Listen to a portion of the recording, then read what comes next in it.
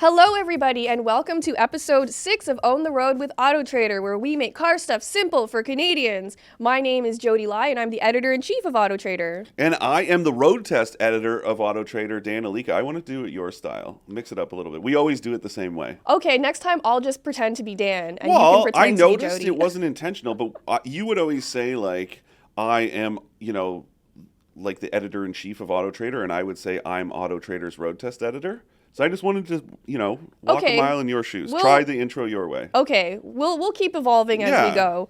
But today we're talking all about sports cars and performance cars. And what I love about sports cars and performance cars is that there's kind of something for everyone. So if you don't have a big budget and you want something sporty and fun, you got options. And it only gets better with the more money you have. Yes, that is very true.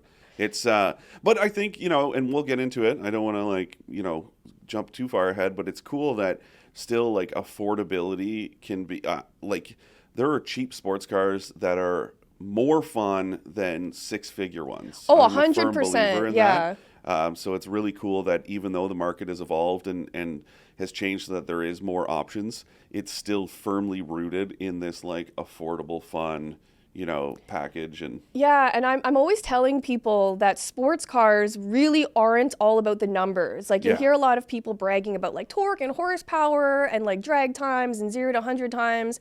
I honestly think that those numbers to most people shouldn't hold so much weight, because I think sports cars can be fun with very little horsepower.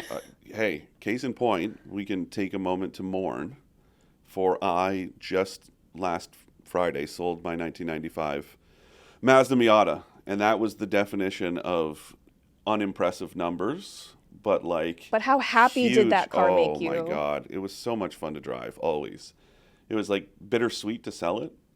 I wasn't driving it enough, especially with the pandemic.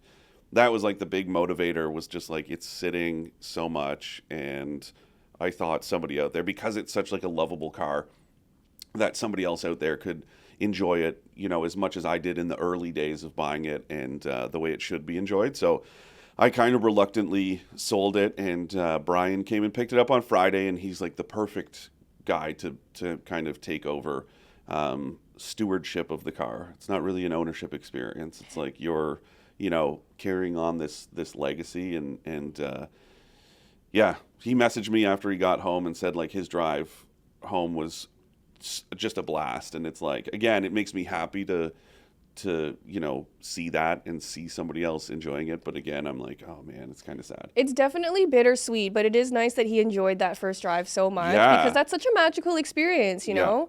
And it's the Miata was a really big, it's an iconic sports car, I would say, in terms of the formula that it follows. So rear wheel drive, 2 seats, front engine. And I think it's still, it would be it's the best selling roadster of all time. And it's been around since the late 80s? Yeah, 89. And so mine was a first gen, but it was a 95. So it was an NA8. So it had an upgraded, it was a 1.8 liter, but it made 131 horsepower. Which is nothing by today's standards. Even by the standards back in those days, it was well, this thing's not very powerful. Yeah, but why I like low horsepower sports cars so much is that you can drive them really hard without being scared that it's going to kill you. Or that you're going to break the law. Exactly. You can have, the Miata, again, is the definition. The Ford Fiesta ST is another car that I love, and our friend Sebastian Bell owns one. And that car is so much fun, and you can be tossing it through a roundabout and be oh God, there's a cop, and you look down at the speedometer, you're oh, I'm doing 40. Yeah. But you feel you're on a roller coaster all the time. Yeah, and I think that's why these low horsepower sports cars and performance cars too are just so much fun. Yeah. Because you really don't have to be a pro driver to get that sensation of having fun and being able to toss it around. But yeah, the definition for what a sports car has evolved over the years, and it will continue to evolve as EVs become more popular. I really don't like this idea, of being oh, here is the very, limited box that it can live within, and if it's anything outside of that, both of my car, well, now only one, but my 2 cars, both manual. I love, driving a stick shift, but that's just not what most people want. And it's also not what's going to get, kind of the full potential out of a vehicle these days. Yeah, for sure. Because like a lot of these diehard automotive enthusiasts will be like, hashtag save the manuals, like manuals or die. And I get that mentality because I also enjoy driving manual cars, but it's not for everybody. No. And especially if you're the type of driver who wants speed and like milliseconds matter, like if you're tracking your car, honestly, an automatic is probably going to be better for you because there's no way a human can shift faster than a computer. No, and also, that idea, I don't subscribe to it as much, but a lot of people complain about driving manual in, stop and go traffic. Oh, it's brutal. See, it's never really bothered me that much, to be honest with you. To me, it's just annoying. Like sometimes you just it takes so much more effort. Agreed, but it's not, that was never like, it would never be a detractor for me. Like I wouldn't be like, oh, okay, I'm not going to buy this because I have a bad commute because of to me, it makes up for it with the fun factor of when you're outside of those situations, which, aren't that, like, it's not like all of your drive time is spent in traffic. But yeah, race cars, right? If you look at, modern race cars, they're all sequential paddle shift, like they're not manual. Yeah. And that's because, quickness counts and all of that time that's being saved. And again, it's like the Corvette, right? Chevrolet Corvette goes mid-engine because Chevy maximized the potential of the classic sports car formula. There was really nowhere else they could go up from there or improve on that. So they changed the formula. And I think what happened was spectacular. Yeah. And I mean, people were really upset about it at first because when you change the traditional formula for something, people are going to be up in arms about it. But the result was so good. And so I think everyone eventually just accepted it because of how good it ended up. But that's also, a good kind of segue into talking about performance SUVs. That's another new kind of, frontier that a lot of traditional enthusiasts get upset about, and it's like, guys, get over it, man. I'm sorry. Like I empathize, that you love what you love, but at the same time, it's like if I have room for one vehicle in my driveway and I like performance, but I also need room, for the whole family and to get the, all the gear to soccer practice and go to Costco and all that stuff, like, yeah, of course I'm going to buy an SUV. So to me, it's like, who cares? But it's also a really cool time for performance vehicles in general because we've been able to expand that definition. Yeah. Now you can get an SUV with like 700 horsepower if you wanted it, which is insane to me, but also very cool. Yeah, and it's a different experience, but it's still very special. They're big and they're heavy, but they kind of like hide that weight well. What these engineers have been able to do with these vehicles in terms of like cornering performance is it's just like ridiculous. They're defying physics with these things. Like I can't believe how fast some of these SUVs are, considering how big and heavy they are. It's wild. I remember right before the pandemic going to the Canary Islands for the Audi RS Q8 launch, and that's a big vehicle. And the day before we came home, we had this opportunity to be driven in the unit that set like the Nürburgring lap record for SUVs by the Audi factory driver that set the lap record. And this is like a tiny little volcanic formation of an island, like these winding roads, and we were at the top of the mountain, and we drove like it was I could not get over how quick we were just gobbling up these switchbacks, and I was blown away. And this is like a big, probably like 6,000 pound SUV. But it felt like what? It was just like this amazingly precise vehicle. Yeah. And it was, could still like hit like a sledgehammer, but it like had that precision of like surgical instruments. And I could not, and obviously the driver was, a big reason right, why. But he was a professional driver. But still, to be able to do that in an SUV, like remember that Lamborghini, that like first kind of performance SUV? It was like ridiculous. It was the Urus? No, like back in the 80s. I don't remember what it was called. The Lambo or something? The LM something? Yeah, and that like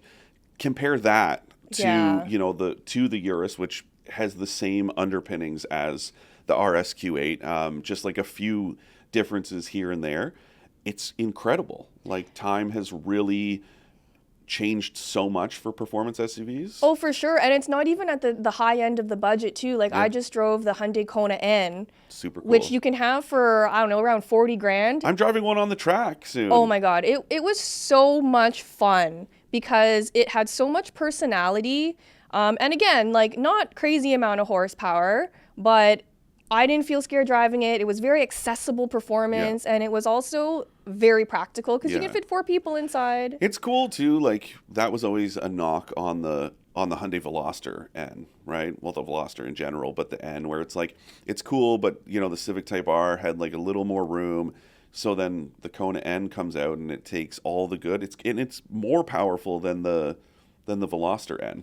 Yeah, I think they had to make it more powerful to make up for that extra weight that it carries. But yeah, it's amazing. And that's why I love hot hatches, because they're so fun and so practical at the same time.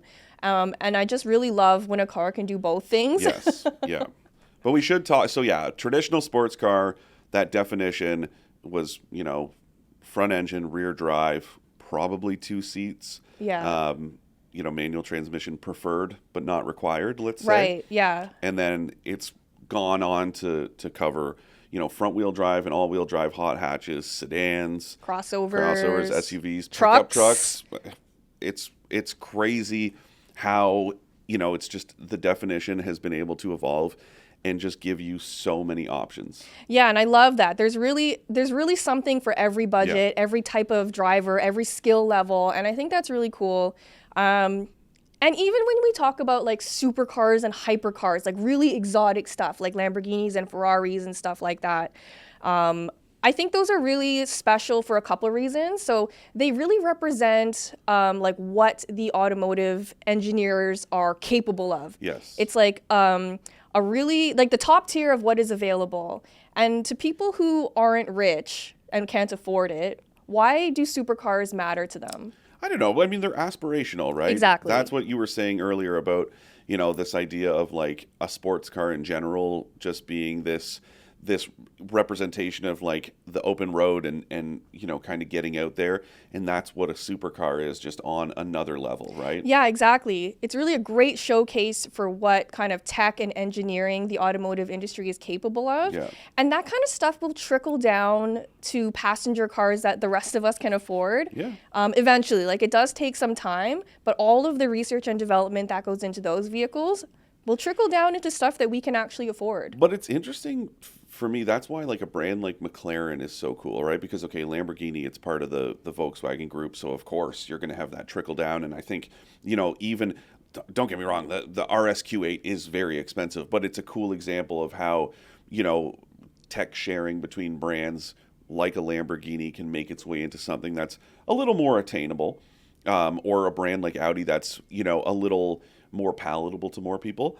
But when you look at a brand like McLaren, it's crazy because it has no, you know, kind of regular brand. It's not part of another group where it's like, oh yeah, you're going to see this technology in 10 years. Right. It's like a very boutique automaker. Yeah, but part and parcel with the whole like aspirational thing is McLaren having the F1 team and creating fans, just like passionate McLaren fans who have maybe never driven the cars, maybe never will, but they are like devoted to that brand. Also because what they're doing is, it's just so gorgeous. Like, you see one on the street and it will stop anyone dead in their tracks. And it's just so special. Like, I've been very fortunate that I've been able to drive a McLaren, and, you know, they have those crazy supercar doors that like swoop upwards.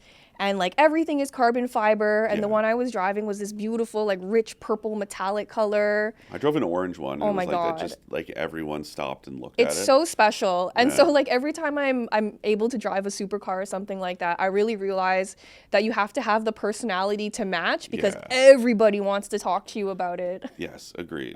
But yeah, it's cool because when, you know, that's that kind of other end of the spectrum, and then you have, like, I just drove the Toyota GR86. That's very traditional. You know, I recently drove the new Nissan Z, and you loved it. It was very good. Yeah. And though, you know, it's still, that's a $50,000 car, but it's still like, that's much more reasonable and realistic for more people. Exactly. And it's cool. And the cool thing, like, you know, I kind of described it when you asked me what it was like. It's like the Z is the, you know, Subaru BRZ and Toyota GR86 that everyone wants, but no one wants to pay for. Right. Right? Because it's always, oh, like the BRZ and 86. So slow. So slow, not enough power. And it's like Nissan comes out with a 400 horsepower Z car that's, you know, twin turbocharged, and it's great. It feels very much like those cars, just amped up. But nobody's going to want to pay. That's the cool thing about the BRZ and the GR86 is that they're still affordable.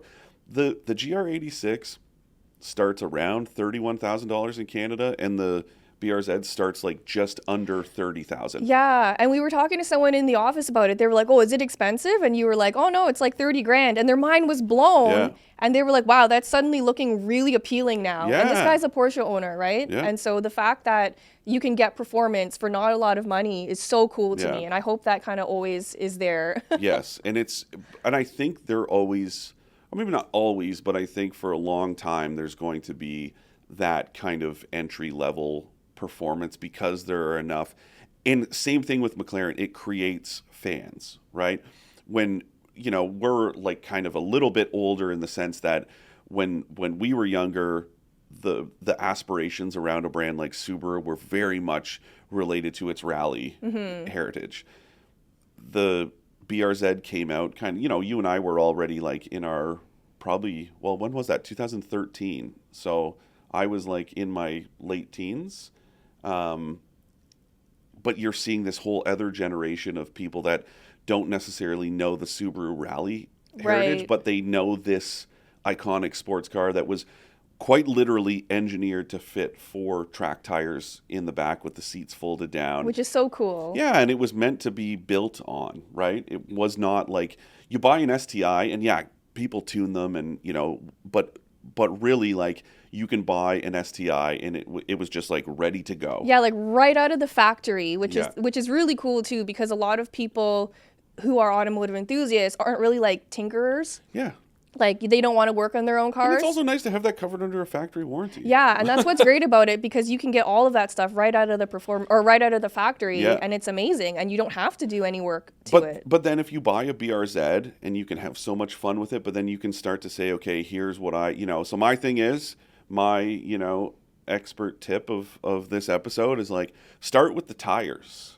And that's true of anything. That's true if you're four-wheeling or whatever, but if you want to kind of, amp up the performance in a noticeable way, grip is king. Get stickier tires. Yeah, and you are going to notice a major, major improvement in performance. And so, with a car like the BRZ, you can get better. For a long time, it was just those primacy tires. They were like terrible. But I think part of the charm of kind of being able to like lean the back end out. Yeah, so those tires are the same tires they have on like a Toyota Prius. So they're focused on efficiency and not grip. But the great part about that is because you were able to like drift that thing around corners without having to put too much power into it. So it was easy to control and very satisfying. So I think those are still the same like base tires, but then for Subaru, it's like the Sport Tech RS, I think, comes with Michelin Pilot Sport 4s, and so does the Toyota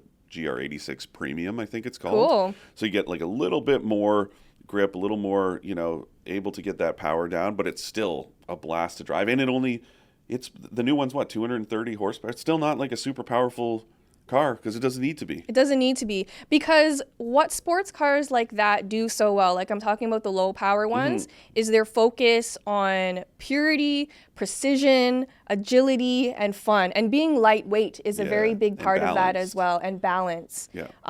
And without all that extra weight to carry around, you don't need a sports car to be super powerful because it just doesn't have as much to motivate it. There's another, an interesting one that I experienced. That it's, moving back to SUVs for a second, is I remember doing a track event in the Porsche Macan, and it was when the 4-cylinder version came out, so the base Macan. And our lead driver, our instructor, was driving a Macan GTS, which, of course, it was twin-turbo V6. In a straight line, he would just take off. But all that extra weight over the nose meant as soon as we went into the corners, we caught up to him. And he was actually really surprised because it was his first time having them on the track together. And he, after we got off the track, he was like, I can't believe how quickly you caught up to me. But it was that weight reduction, with having less to worry about, that, it's just less to slow down in general. You don't have to take corners slower. You don't have to worry about understeer as much, which is something we can talk about, some of those principles of performance. And the same applies to a Miata or to a GR86 or a BRZ or, a Volkswagen Golf GTI. Like they're, obviously they've evolved a lot. The new GTI makes so it's got to be creeping up on 300 horsepower now. Yeah. So it's, obviously that is quite a bit. But the point being that it doesn't rely on its output. Yeah, like you don't need that horsepower. It's nice that it's there, but that car is still super fun, even if you never hit that peak, right? Yes, the GTI is awesome. I haven't driven the new one yet. Neither have I. But just in general, like the lineage of that car is incredible. There's never been a bad generation. It's just so fun, and it's very practical, and it's a really good all-rounder. Like, again, it does everything really, really well. And that's the thing about a lot of performance cars, is that a lot of them don't make compromises, which is what it makes them inherently impractical, right? And they're not great on gas. They need premium gas. There seems to be a lot of cons around sports cars and not a lot of pros. Yeah, I think. But the pros are really good. Yes. So it makes up for it. If you're buying one, it's like you're buying it because it has a purpose, right? It's like that's the cool thing about performance. And again, slightly different, but Jeep years ago had to add some trims. Not only everybody wants a Wrangler, right? So, they can just continue to come up with new versions and people will buy them. But the Rubicon is the most expensive one because it's got all those amazing off-road parts, right? Front and rear lockers and, that low-range gearing and everything like that. But people would just kind of walk into a Jeep dealership and say, like, I want a fully loaded Jeep, which technically was the Rubicon. And they're like, no, I want more. Well, but they weren't driving them the way they were supposed to be driven. Because no one's going off-road with it. So this, whatever it was at the time, like a limited trim, sat on top where it was like $300 more.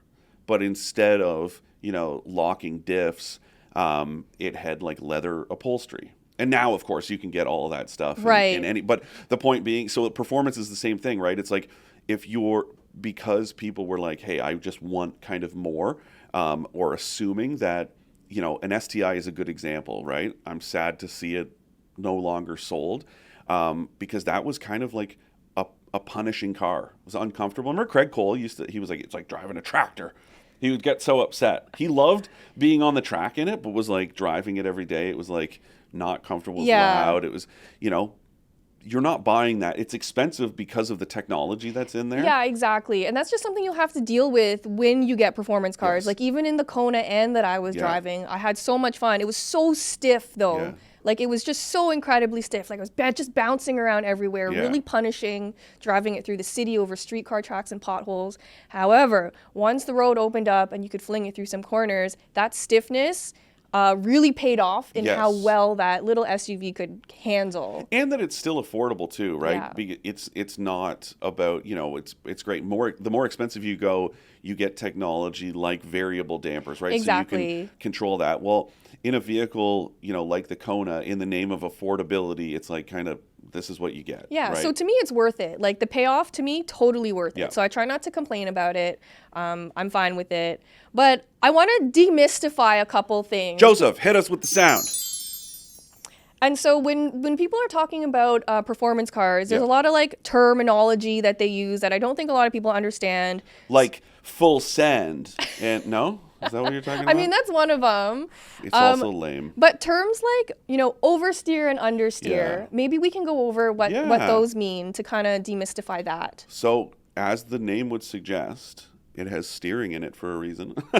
So, oversteer would be typical of a rear-wheel drive car.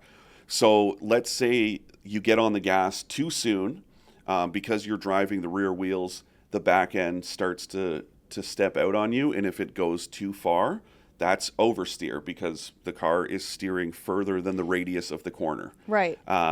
Understeer is the opposite, and it's typical of front-wheel drive and all-wheel drive cars. Front engine, where you try to turn in, but the car is just going to continue to plow towards the outside of the corner. You're understeering. Yep. And so that's not, you're steering, your input is doing one thing, and your tires are pointing that way, but the car is still moving in its projected trajectory. Yes. And that's why, again, like stuff like tires make a big difference. And also, you know, just kind of learning how to harness your vehicle's full potential, right? Using the brakes to shift that weight forward and pivot, because that's part of the problem, right? Is if you don't have enough weight over those front wheels, it's not going to be able to make that turn in a front wheel drive vehicle. That's where you're going to get that understeer. But if you're on the brakes kind of late into a corner, you can really shift all of the vehicle's weight forward. That way the vehicle is going to pivot on those front wheels. So it is important to, you know, if you're serious about performance driving, like take some performance driving lessons. Do it. It's well worth it. It's so worth it to me because you're able to explore those higher limits of your vehicle in a safe environment and under the very watchful eye of a professional. Yeah. Any performance driving school that I've taken, the instructors are so kind and so understanding.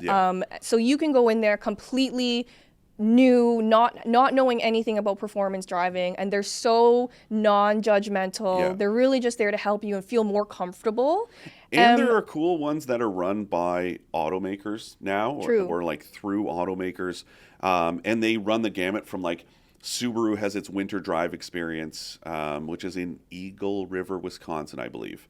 And it is very cool because it's set up with a whole track that's kind of plowed into the ice on this lake. And you just get to rip around in BRZs and WRXs and STIs. And then Porsche does it both on track and in the winter time. In the winter, in the snow. Yeah, and so does Mercedes, the AMG Winter Driving Academy in Gimli, Manitoba. And again, the cool thing about that one and the Porsche one is they're graduated programs. So if you do, let's say you do like a Porsche experience in Canada, you can go to Europe and do the kind of like level 2. The next level. It's super cool. And you can actually work all the way up to the full-fledged like race program by doing these Porsche programs. And you could do it in your own car if you want, which I think is really cool. Or it's like if they have ones available for you. Yeah, let's say you're like, hey, I bought or I own a Boxster and that's what I want to learn in, right? I want to learn how to get all I can out of that car. Then you can drive a Boxster at one of these events and really, you know, go home with more knowledge. And there's also the safety side of it, right? It's like you can apply those best practices in a situation where you start to understeer. Yeah. And you know, obviously it's, you know, it's a track environment, but you can actually take those lessons and be like, hey, what do I do in the event of an emergency on the road? Exactly, because like when we talk about oversteer and understeer, if you're able to react and control it in the way you want, that's how you get faster as a driver. And so, but the key is to do it in a controlled and safe environment. Like I do not recommend going out on public roads and trying to drift your car or anything like that. I feel like that's really unsafe. Yes, you know, on a back road, if I'm by myself, of course, I'm going to have a little bit of fun, but I am not. Street racing is so stupid, and I will, you know, we're lucky in our jobs that we get to drive a lot of cool cars, a lot of performance vehicles, and quite often, if I'm waiting at a red light, I will be, you know, challenged by, for the lack of a better term, like challenged by another driver who wants to street race. Yeah. I'm not doing it, I just let him go. Not, This happens to me all the time. Yeah. I don't play that game. Like I don't want to do anything dangerous. No. And that's okay. So while we're on this topic, I do want to talk a little bit about like car culture in general, because a lot of car culture and like these diehard car enthusiasts think that sports cars are like the be-all end-all to automotive enthusiasm. Like, if you don't drive manual, you're not a real car enthusiast. If you don't drive a sports car, you're dead to us. Such a bad take. I just think that that's not really cool, because I always want the automotive space to be like welcoming to more people. Yeah. And so if you like crossovers, that's cool. Like, there's no rules for what it takes to be an automotive enthusiast. You just have to like cars. Yeah. You don't need to know how to drive manual. No. You don't even need to drive to call yourself an automotive enthusiast. But that's to be why honest. I said earlier about that idea that's like a manual is recommended but not required in a lot of vehicles. You know, the Miata is a great example. The current MX-5. It's like, it is more fun. That's undeniable. Yeah. It's part of that drive experience, you know, is like some heel and toe downshifting and really, again, maximizing the potential of the vehicle. But there are people that just are physically unable to do it, whether it's like a physical thing, whether it's just they can't figure it out. Or some people just don't want to. Yeah. And that's fine too. Yeah, it's not a necessity. And I would never, ever, you know, shame someone for driving some. Your car is cool to you because it's cool to you. Yeah, and that's all that counts. I'm a firm believer in that idea that it's like you're buying it for you. Yes, of course, we said earlier that it's like, you know, a sports car kind of makes a statement about you, and it's, you know, part of what you're projecting to people. But like, buy something that makes you happy. Yeah. That's why I like to say to people, like, hey, you don't look at the outside of your car. So, okay, fine, buy a silver, a black, or a white one. And then it's like, if you have the option to get, you know, a little splash of color inside with a red interior, do it. Yeah. Because that's where you're hanging out, and it's cool. And if you like it, then I say go for it. Yeah, if you like it, that's the only justification you need to buy anything. Yeah. And that is a big one for, you know, me, 6'3", 250 pounds, driving a 95 Miata, right? It's like even some of my friends. My one friend, Jeff Crane, good guy. What is really great about him is that he's never afraid to admit when he's wrong. And we had this conversation that he said, you know, I used to make fun of the Miata a lot. And he's like, when you told me you bought one, like, I thought it was kind of silly and funny. But he's like, you know, it made me realize, like, there's a reason. And then it got into that whole thing about, you know, the specialness of that car and the balance and everything like that. And he said, yeah, it's like, you know, they're actually kind of cool. But it's like, I dealt with that. I wasn't going to, you know, let it stop me. Friends that when I told them I was buying it, they're like, you in a Miata? I'm like, yeah, me in a Miata. Why not? That's what I want. That's what makes you happy, then go for it, right? I didn't buy it for anyone else. I bought it for me. And I think that's an important part of expanding, you know, car enthusiasm and for sure. Welcoming more people. Yeah. Is just being like, it's not about shaming you or dunking on what you bought or what you drive out of necessity or out of affordability or whatever. It's like, cool, man, I'm stoked that you're stoked.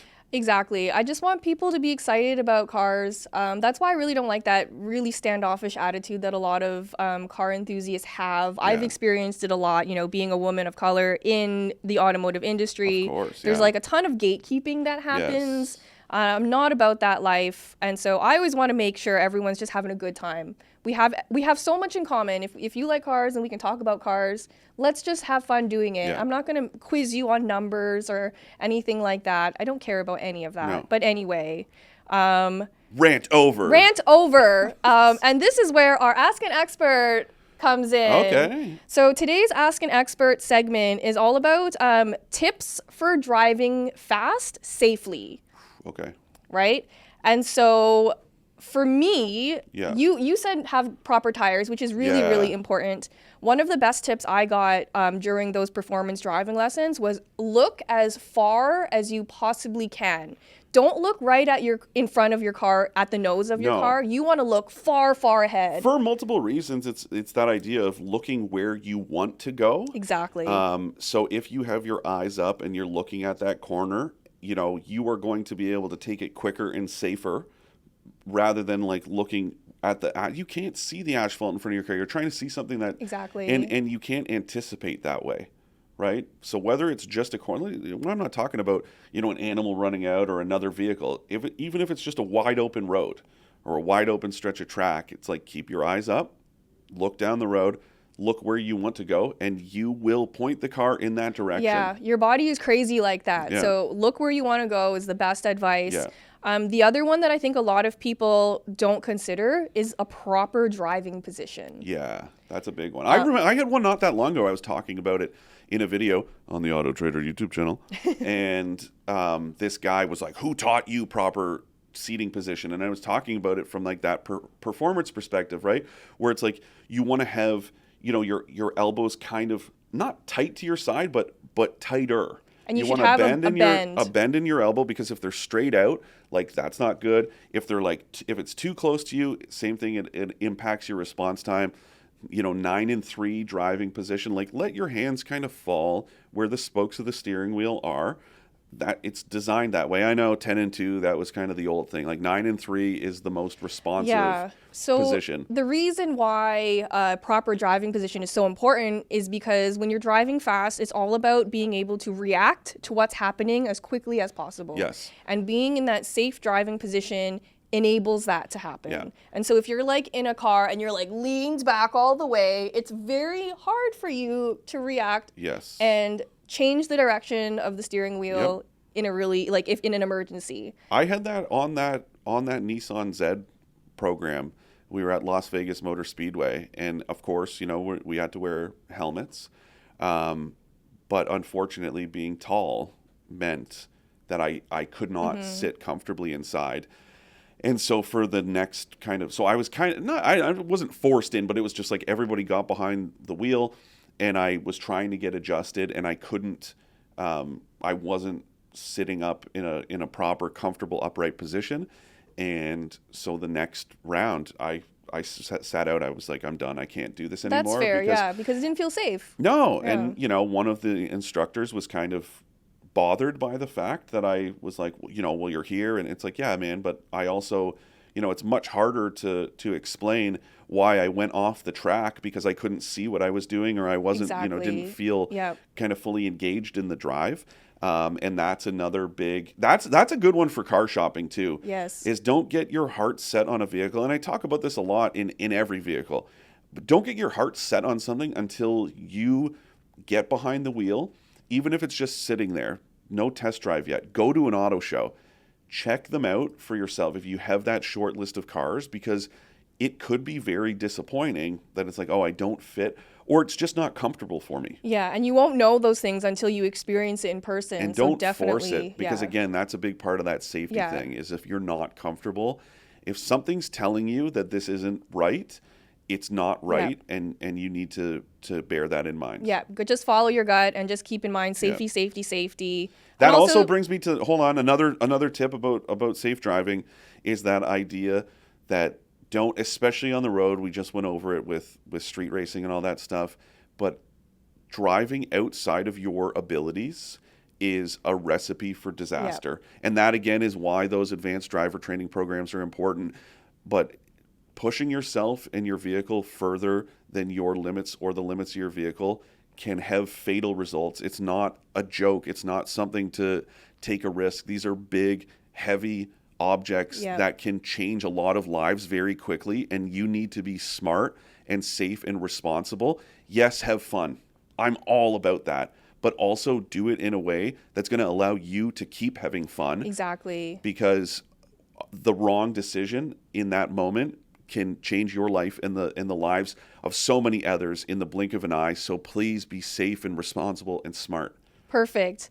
And on that note, if you have anything you'd like to ask us, please email expert@trader.ca.